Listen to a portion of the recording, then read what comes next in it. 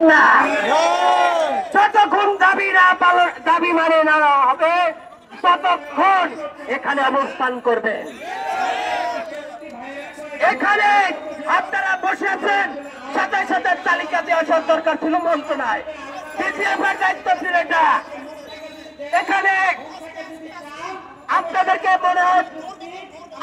বলেছে মনে হয় আজকে তারা একটা যে কোনো একটা বার্তা দিবে, বলেছে না? যদি আজকে আপনাদের করে বার্তা না দেয়, কোন চিন্তাধারা না করে আপনাদেরকে নিয়ে আগামীকালকে আমরা সচিবালয় ঘেরাও করব। আমি বলতে চাই আপনারা অবস্থান ত্যাগ করবেন না কোনোভাবে। 5 আগস্টের আগে সেইভাবে ওই হাসিনাকে বাংলাদেশ ছাড়তে বাধ্য করা হয়েছিল। কিছু এখন মন্ত্রণালয় দায়িত্ব পেয়েছেন আওয়ামী লীগের দোসরকারীরা, যারা আওয়ামী লীগের দোসর ছিলেন, ওই ছাত্র জনতার উপর গুলি চালিয়েছিলেন, তারা এখন এসে সুবিধা ভোগ করছেন। আর আমার মা বোনরা সাধারণ মানুষ তারা না খেয়ে থাকছেন। প্রেস ক্লাবে কিছু মানুষ যৌক্তিক দাবি নিয়ে আসে, কিছু অযৌক্তিক দাবি নিয়ে আসে। আপনারা চোখ কান খোলা রাখবেন। এখানে কিন্তু আশেপাশে কিছু দালাল আছে, তাদের থেকে আপনারা সতর্ক থাকবেন। ধন্যবাদ। আপনাদের সাথে আমরা সবাই ঐক্যবদ্ধ থাকবো ইনশাল্লাহ।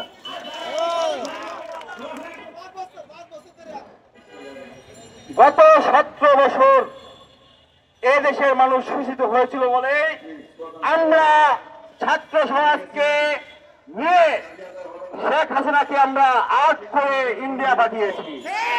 সে কিন্তু যুদ্ধাপরাধ সময় পায় নাই। আপনারা রাখবেন যে আওয়ামী লীগ 17 বছর পর্যন্ত আপনাদেরকে বসিয়েছে। আপনারা আপনাদের জায়গায় বসে যদি গুটি চালতে চান, শেখ হাসিনা জুতা পাওয়ার সময় পেয়েছিল, আপনারা জুতা পাওয়ার সময় পাবেন না। আপনারা দেখেন শেখ হাসিনা গিয়েছে, কিন্তু 380 জন নেতা কর্মী আসলো, তা কিন্তু যেতে পারে নাই। তা কিন্তু বিভিন্ন ভাবে এই বাংলাদেশের মাটিতে লুকিয়ে আছে। তো আমরা একটা কথা স্পষ্ট ভাবে গণ অধিকার পরিষদের পক্ষ থেকে বলে দিতে চাই, যদি নূর পক্ষ থেকে বলে দিতে চাই যে যেখানে বৈষম্য দেখবেন, সেখানে ঘুষ দেখবেন, সেখানে চাঁদাবাজি দেখবেন, গণ অধিকার পরিষদের নেতা কর্মীরা আপনাদেরকে সাথে নিয়ে তা প্রতিরোধ করে তুলবে। তো আমরা আজকের মতো আমাদের ছোট ভাই আরাফাত হোসেন অনেকে এখানে আপনাদেরকে আশ্বস্ত করেছে। আমরা আশ্বস্ত করতে চাই আগামীতে গণ অধিকার পরিষদ যদি ক্ষমতায় আসে, আপনারা শিক্ষক এবং সকল জনগণের সকল অধিকার আমরা ফিরে দেব ইনশাল্লাহ। আপনারা গণ অধিকার পরিষদের পাশে থাকবেন এবং আমাদেরকে জনকল্যাণে কাজ করার সুযোগ দিবেন। আপনারা রেখেছেন আমাদের শ্রমিক অধিকার পরিষদ এই যে গত 3 দিন থেকে একটা কর্মসূচি পালন করতেছে, সেখানে আমাদের উপদেষ্টারা আওয়ামী লীগ করে ভারতের মতো লোককে উপদেষ্টা করেছে।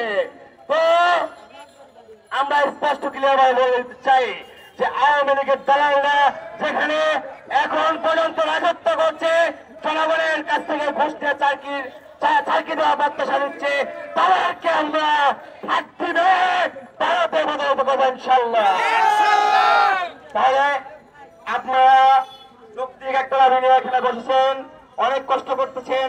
আসলে আমরা প্রতিনিয়তই কিন্তু প্রোগ্রাম করি। একটা প্রোগ্রাম করা 2 ঘন্টা 3 ঘন্টা সময় দেওয়া কতটুকু কষ্টের সেটা কিন্তু আমরা জানি।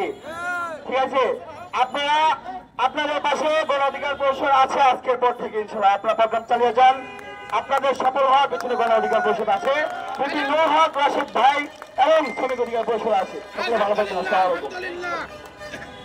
এদেশের আপনার জনসাধারণের মনের ভাব প্রকাশ করেছে, তেমনি আমরা আমাদের অধিকার ফিরিয়ে না নিয়ে এই প্রস্তাবের সামনে দিকে আমরা উঠবো না ইনশাআল্লাহ।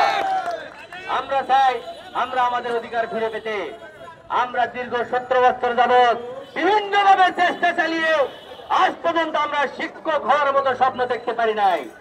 সুতরাং আমরা যদি সময় এসেছে আজকে বৈষম্য বিরোধী ছাত্র আন্দোলনের মধ্য দিয়ে আমরা কেন বৈষম্যতে থাকবো, আমরা এখন আমাদের অধিকার ফেরত পেতে চাই।